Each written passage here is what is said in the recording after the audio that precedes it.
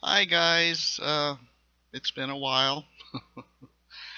Uh, it's been 6 months since my last video, so I thought, well, I better touch base, let you know what's happening. Um, it's 1 year and 11 months and almost 2 years since I started tea, and I had my second chest revision, or I had a chest revision April 30th. So that's been, oh, what's that been? 3 months now? Let's see. End of April, May, June, July, August, September. Almost 5 months. It's over 4 months since I had the surgery, and I had it with Dr. Mangabot in Tukwila, which is near SeaTac, which is Seattle Tacoma Airport. And he did a great job. He really knew what he was doing. I wish I'd known about him back when I first got the surgery, but he just really wasn't on the radar. He's a cosmetic surgeon that does trans man surgery, chest sculpting, and he's been around for quite a while doing the surgery. His name just wasn't out there. Luckily, my doctor, Dr. Tavis Taylor, told me about him. So that got done, and I'll show you what it looks like. There it is. Uh, don't mind the gut.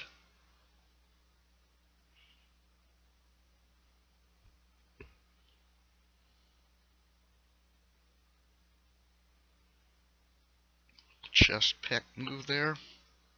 Anyway, as you can see, this is where the new nipples are. There is a geometric formula for doing it, and he knew exactly what to do. He just drew the lines, and that's where they went. This is where the old nipples were. He did a graft. He pulled these out and put them here, and he took that tissue and put it here. And I'm using a cream that's called Fusion, and it's supposed to be better than what I was using. And I feel like I can already see this fading out. I'm going to show you something. See how you pull that out, pull that blood out, or pull the whatever. You can see how it you're going to get an idea of how it's going to fade. Anyway, he took and cut up in here and followed the chest, the pec, and he literally cinched me up through here, pulled it up. And he took out the fat.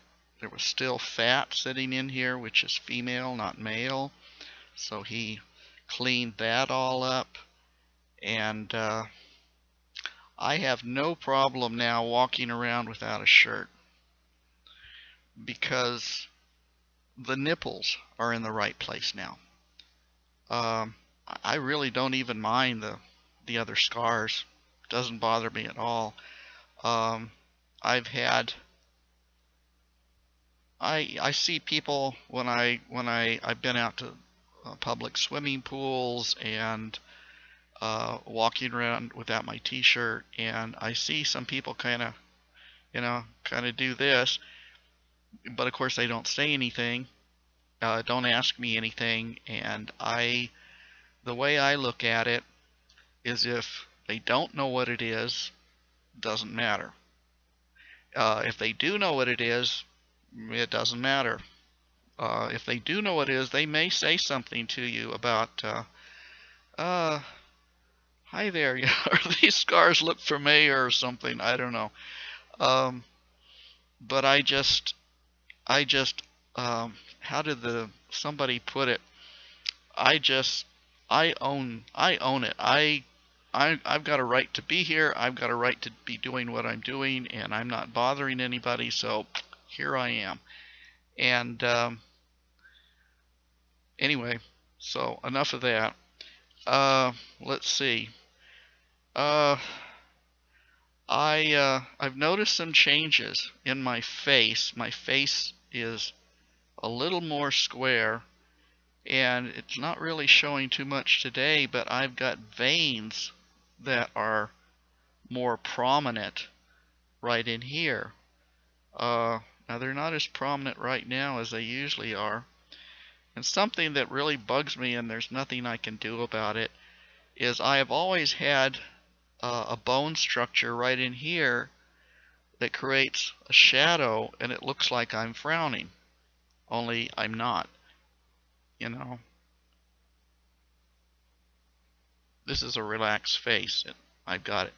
As I started on T, I started this thing, and it makes it look even more, it makes it look like I'm doing this, and I'm not. I'll try to do this, and that'll get rid of it.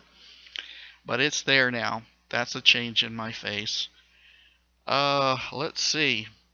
I've kind of trimmed my my sidewalls down a little bit. I had it all the way over to here, and I started trimming it back a little ways. So I hesitated to trim it, to cut it, because it doesn't grow that fast. So you cut it, it's gone. You probably have a stubble for a while, but it doesn't grow that fast. So I thought twice. So I just recently cut that back. Let's see. Something that I've seen the other guys talk about, and it's what it is once you've gotten past all of the to-do list, the physical to-do list, then you start dumping into the world of the emotional and what we call the socialization. Okay, you little boys and little girls grow up from day one learning how to interact with the world in a social way. And for someone as old as myself that has socialized and known how to interact with the world, with people, a certain way, and all at once for me at 60 years of baggage, to all at once have to learn a whole new role. I'm still myself, but when I interact with other people, there's differences. There's differences between male and female. There just is. That's the way society judges us and puts us in a box. And I've just had to learn, I'm having to learn that. And you can only do it by doing it. You can talk to the other guys and get, you know, this is how we do it. This is, comments, support, whatever. But you've just got to interact, and you've got to learn how to do it. It's just like a child. You've got to learn how to interact with people. And the other thing on top of all that, what I'm having to deal with is now the world sees me as gay, as a gay male. So on top of everything else, I'm having to learn how to interact with people on that scale. And there again, I'm still the same person.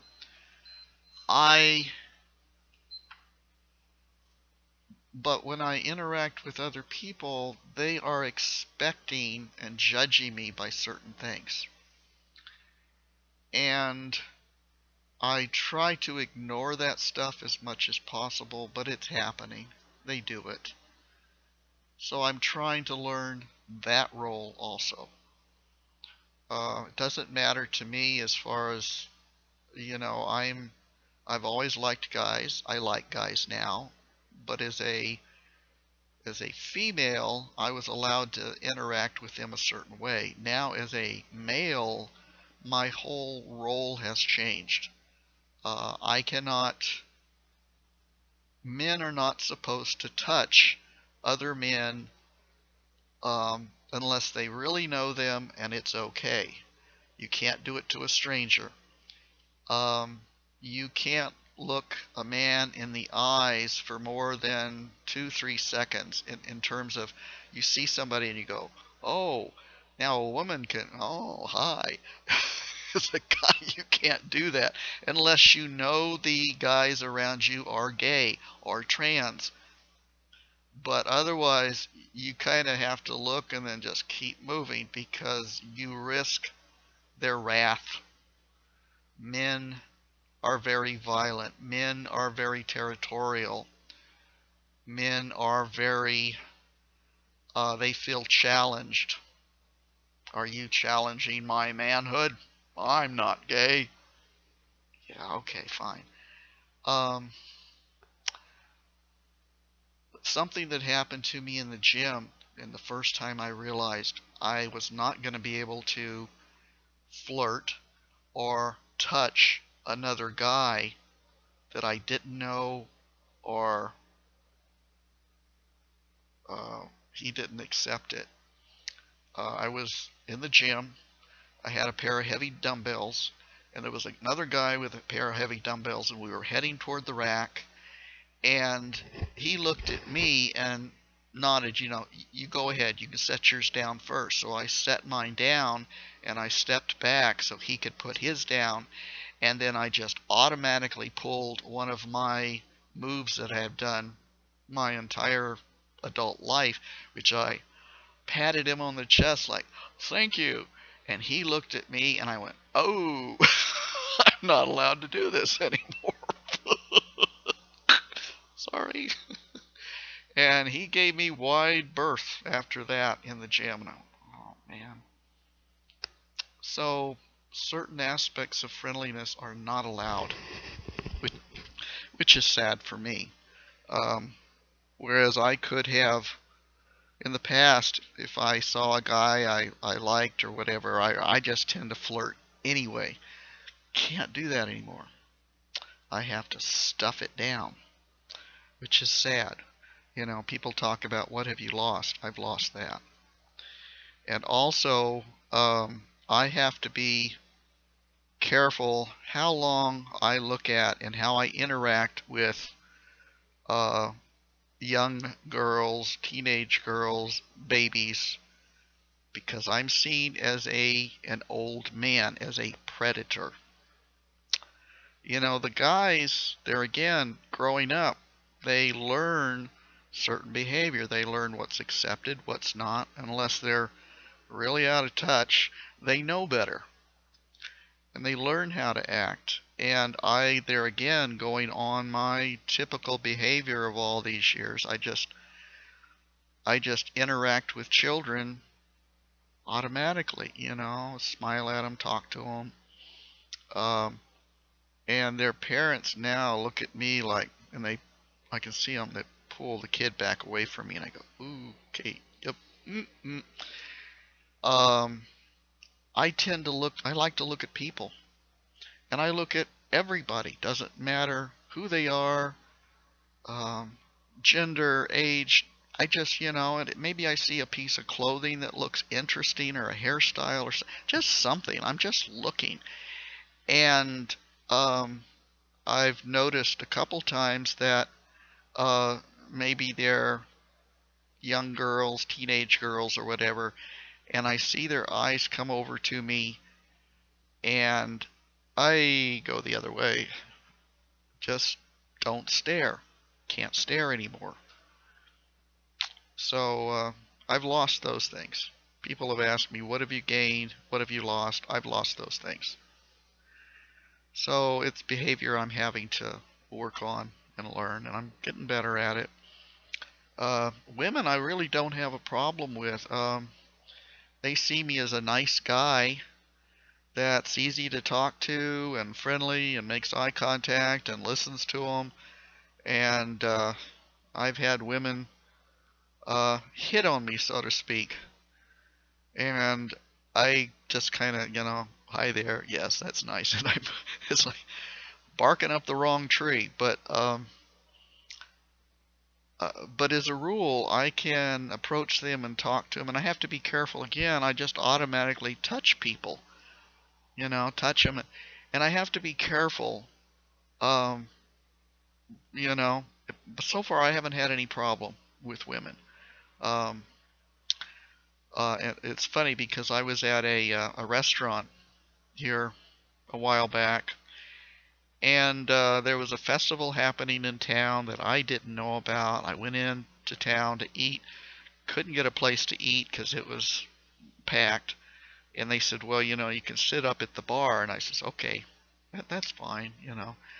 And I'm sitting up there, and I'm on one stool, there's an empty stool, then there's a lady in that one, empty stool, and then a couple.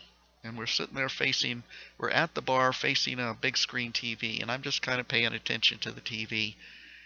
And the lady next to me is working very hard to interact with me. She's flirting with me.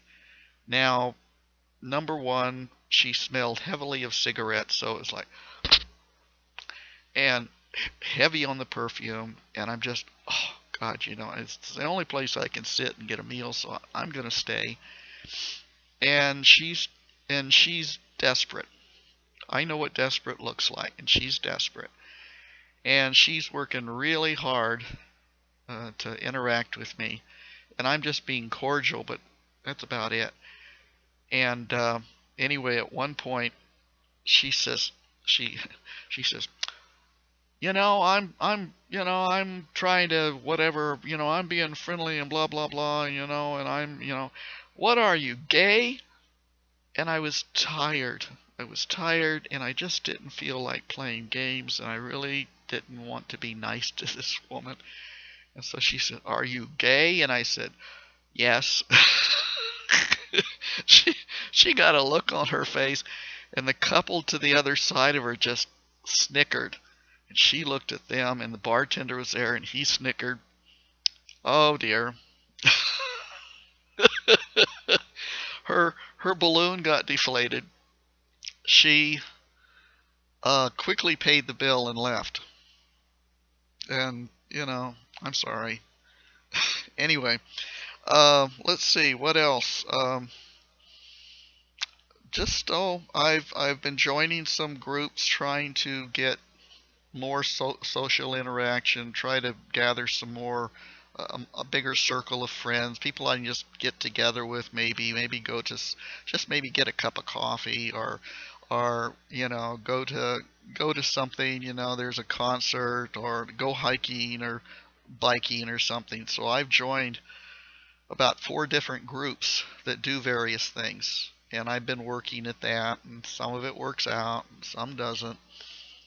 And but it has got me out doing things, and it's very hard for me. It's just I tend to be a very solitary person, so here I am doing something that's not easy. It's not natural for me, and so I've been doing that. I've been working on that. I still struggle with the depression. It comes and goes depending on how busy I am. That's why I've been trying to keep myself busy. Uh, Trying to work, trying to go to the gym, trying to get together with people. It's like if I can just shut this thing out, pretend it's not there, type of thing. Um, so I'm working on that. Uh, Looking at my other things. Um, I guess that's about it for now. I'll kind of stay in touch more now. Um, it's not real important to stay, to video real often, because the physical changes have just they're very gradual now. I just don't see that much. And anywho, I just wanted to let you guys know I'm still here, and give you an update. So I'll talk to you later. Bye bye.